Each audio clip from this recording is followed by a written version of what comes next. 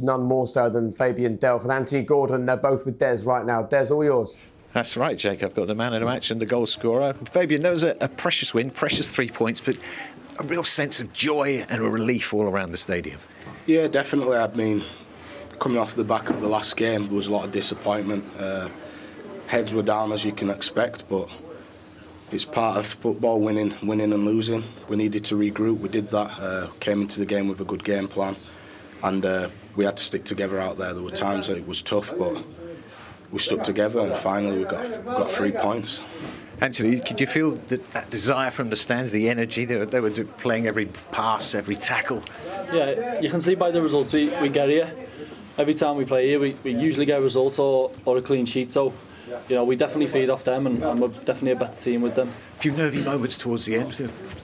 Pickford save from Ronaldo. Yeah, it's tough. The top team. We got some top players up the front end of the pitch, so we've done really well to keep a clean sheet. Fabian, early chances to United.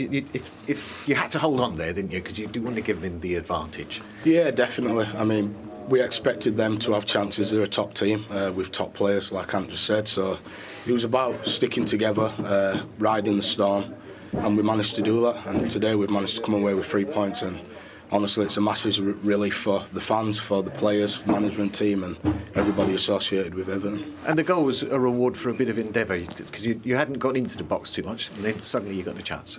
Yeah, the gaffer always says you make your own luck. Yes. By working hard and stuff and winning the ball back. So I think we started the game well with a high press and stuff and put them on the back foot. So, I made my own luck with a bit of hard work. I'll take them all day. What was the message at half-time then? Just to stay in the game. We felt fine. We felt compact. We knew that it was going to dominate the ball. So it was about staying compact, communicating, and just riding that wave really. I can see everyone struggling a little bit. There'll be a few ice baths tonight, will there? Yeah, definitely. I can only speak for myself, but I'm really sore. I've got a few kicks. Actually, you haven't been out there since December. And before that's probably December before that as well. So yeah, it was good for me to get out there. I'm always wanting to help the lads, and felt I did that today. But yeah, I don't think I'll train for a week. It's a fantastic result today, but now you've got to fight on, haven't you? Massive fight, and it's one game at a time, honestly. I mean, we're not going to get carried away. Just like the last game we was down, but we picked ourselves up and went again. The next game's just going to be about putting points on the table, and that's our main focus, get points on the table and stay up. Excellent stuff. Thanks, gents. Cheers, guys. Thank you. Well played, those two. And I think it's worth reminding ourselves, right, this is their third game in a week. They'd lost the previous two. They would have come into this thinking, all right, here we go again. Now we've got Man United at home. To put in that performance with that heart and desire after those previous 6 days tells us an awful lot about the group, actually, mentally. Oh, 100%. But that's where the fans come into play. They would have hoped the fans got behind them. They did that, and obviously the momentum of tackles and challenges that we've seen changes things here. And as I said, they got the outcome was they got 3 points, but a solid performance from everyone involved. I think Frank and his coaching staff and the fans would have been questioning characters.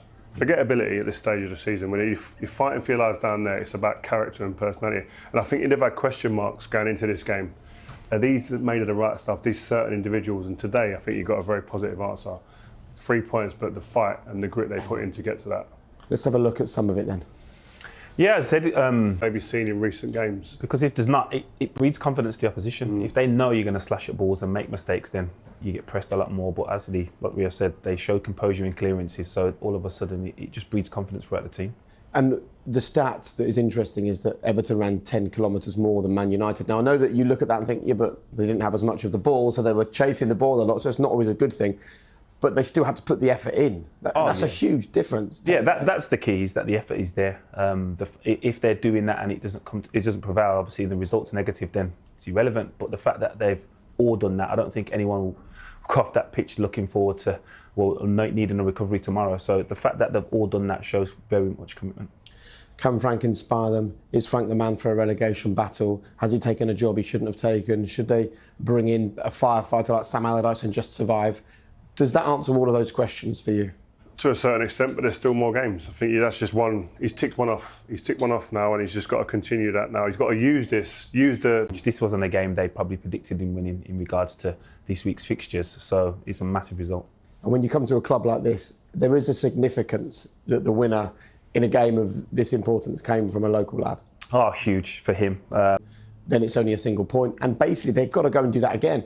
And then again. And then again. Yeah, but I don't think they'll be worried too much on Burnley's result now because they've done their job. The pressure is on Burnley to go and beat Norwich, who are still fighting it for themselves. So I think Frank will look at this result and take the positives, but also critique the details that we were saying about if we don't continue to do these things, we will get punished in the future. Also, Frank hasn't got to say too much in terms of, do you know what, boys? Take that feeling in that you got when that whistle went at 90 minutes. That feeling, we saw it, about half of the team, if not more, went on their knees in terms of like the relief. That feeling there is enough to get you going again. You could play tomorrow on the strength of that feeling. Nice. What about the opposing feeling in the Manchester United dressing room? We're going to hear right now from Ralph Rangnick, who's emerged to speak to Des. Des. Ralph, that must feel like a very disappointing defeat. How did you see that?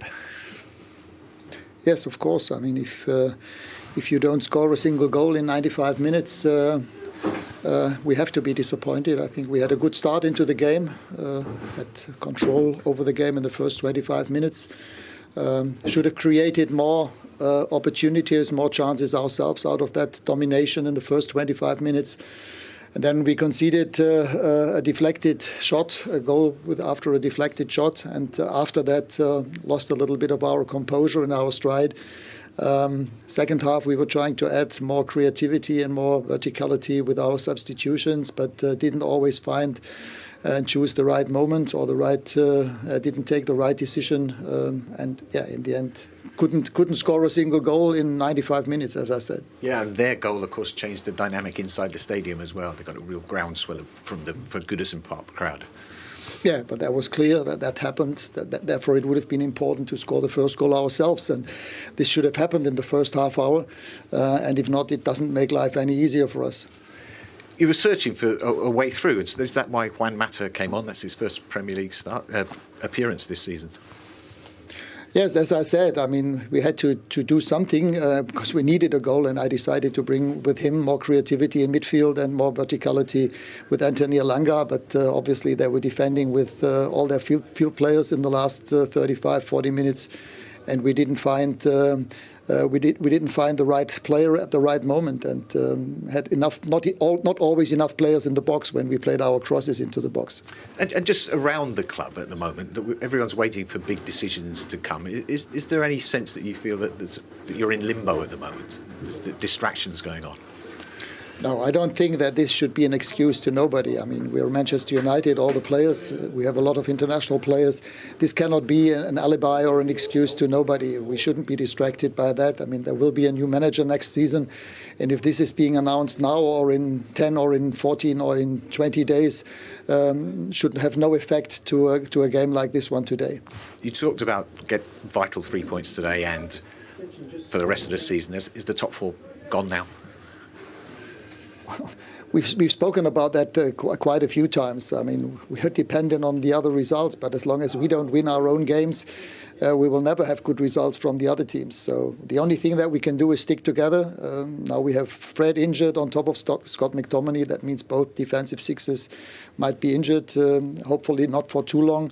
And that's all we can do, and then prepare for the Norwich game. Thank you very much, Ralph. Thank you. Well, look, he said some great things, but clearly points to the fact that I won't be the manager next season. And it's a reminder that if a club the size of Manchester United runs itself in a way that it allows itself to slip into this interim manager situation during a season, this is the kind of impact that it can have on a club and on the players and on your results and on your immediate future.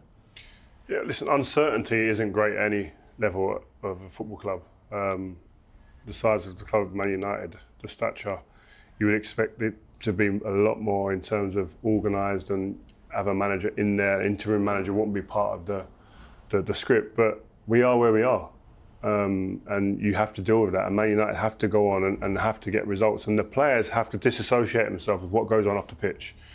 We played. What goes on off the pitch, you don't really care. There was noise around the Glazers when I was there.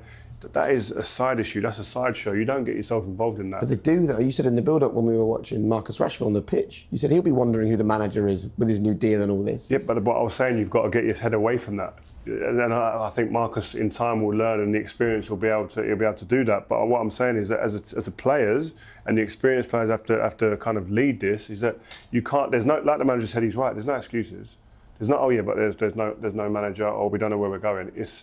We've got things to do. We've got a Champions League position and place that's up for grabs ahead of us. And yeah, he did say that, and it sounds great. I still feel he needs to take some responsibility more than he's letting on, because when I'm watching United, I don't recognise how they want to score, how they're trying to play. Even defensively, it doesn't look like anything is by design. It looks like, let's get players out there and hopefully, like he said in his interview, someone will make a difference. That can't be a thing every Maybe that's the level they're at. Maybe that's how good the players are. Well, that's why Ole Gunnar Solskjaer's not here anymore.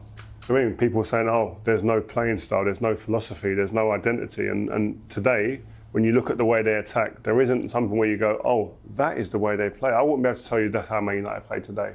There's a structure, there's a way of playing that you see with the top teams. It just isn't there at the moment. So they look a bit lost, I've got to be honest. Yeah. Well, they're 7th in the table at the moment, and it doesn't feel like a false position, does it? Let's get positive, though, because just joining Des Kelly right now is Frank Lampard. Des, the floor is yours, and I'm sure you've got a happy man in front of you. Yes, a very happy manager. Vital win, and you must be proud of that performance, Frank. Very proud. Pressure times, where we are, the reality of the situation. At Goodison, we've been good. I think that's our 5th win in 7. And good clean sheets. We're getting clean sheets at home. So away from home's a different aspect, but at the same time, when we come together, like I said before the game, with fans and players alike, then we're hard to beat here. And it always starts with our physical output and our contact and our fighting spirit.